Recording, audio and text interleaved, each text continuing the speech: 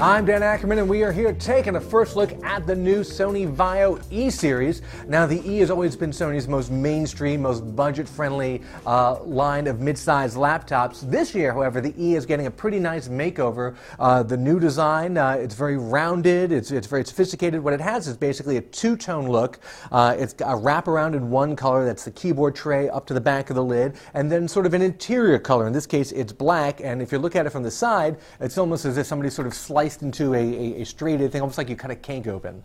I've seen some other color combinations that pop a little bit more than this gray on black version, although this is still pretty nice looking. One of the things I like the most about this new E series, especially because it's a laptop that's fairly inexpensive, is the excellent keyboard. The keys are nice and chunky, they have a really good typing feel to them, and of course they're backlit, which is something I appreciate in a laptop of any price range, and seeing it on a lower cost laptop I think is really great. They've also made a move taking the touchpad and turning it into what we call a click pad. That means that they work the left and right mouse buttons right into the pad itself rather than having separate buttons.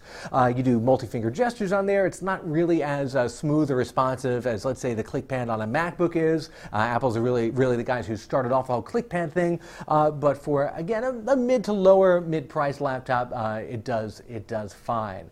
You got a couple of USB ports, including a USB 3 port, and you have something really odd you only find in Sony Vaios. You got the memory stick slot and a regular SD card slot, because obviously a lot of Sony products still use that memory stick, although I feel like it's less and less all the time. One thing that's going to make the system stand out as sort of a lower priced laptop is the fact that the 15-inch screen only has a 1366 by 768 resolution.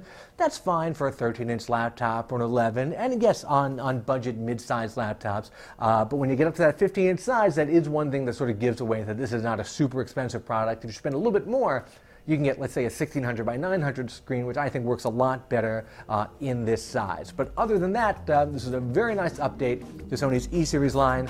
I'm Dan Ackerman, and that is the first look at the Sony Vaio E-Series.